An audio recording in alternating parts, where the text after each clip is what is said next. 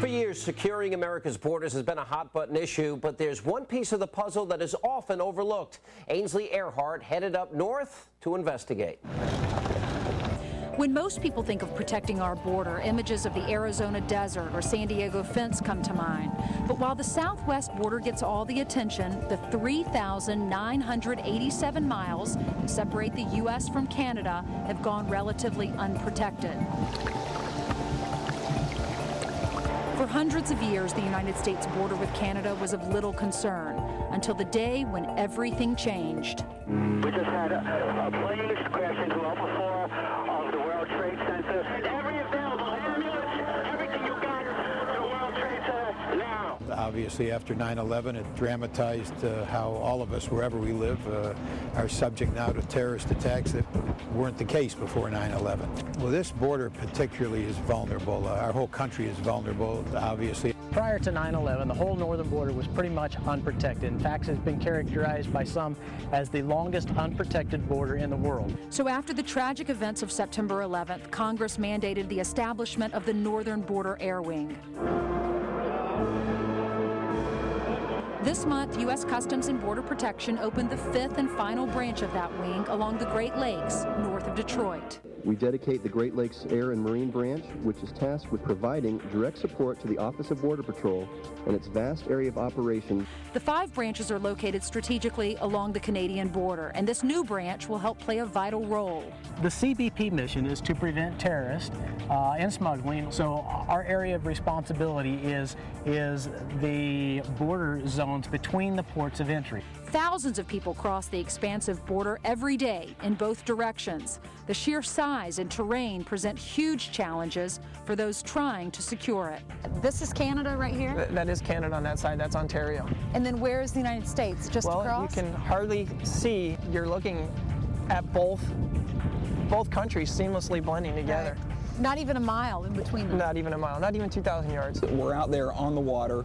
We're checking vessels coming back from Canada and also vessels going into Canada from U.S. waters. Make sure that they're not bringing anything illegal into the country that could do harm to the citizens. Right. Our number one mission is to stop terrorists and terrorist weapons from entering the country.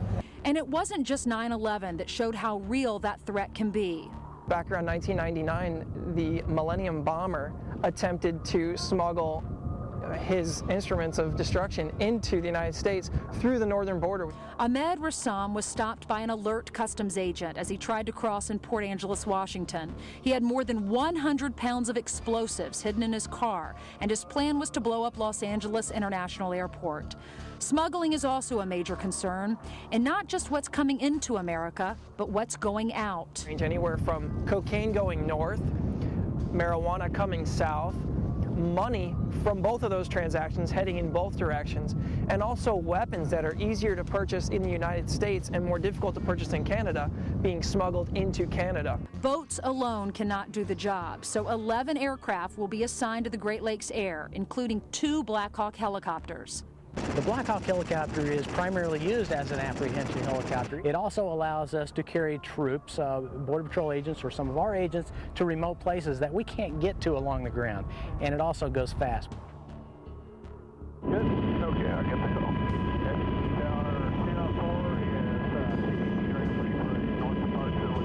And how many miles do you cover? We cover 863 border miles between the United States and Canada. The majority of those border miles are water, making up of either the St. Clair River, the St. Johns River, or four of the 5 Great Lakes. On a normal day, we'd be flying along here looking for any kind of boats or any kind of traffic that was crossing. Air and marine interdictions are a risky job, with high-stakes cat and mouse that can get very dangerous very quickly. There goes an aircraft. There, 2 guys. You gonna let the boats get? The key to stopping the smugglers is the technology and teamwork. The agents in the air are force multipliers to those on the ground and in the water. We help them locate the vessel, so we get the overhead view. We can see all the overhead picture, both them and the suspect target, and we can vector them into it. He's right up between you and I. He's getting ready to hit shore. They're running. He said shore. They're running. 3 people. 4 people total. 4 people total. With a thermal camera, you can see heat images. So if someone were to go under the bushes into the tree line or whatever, you can still see the heat images from. Really, you can't hide under the branches. They can't get You can if it's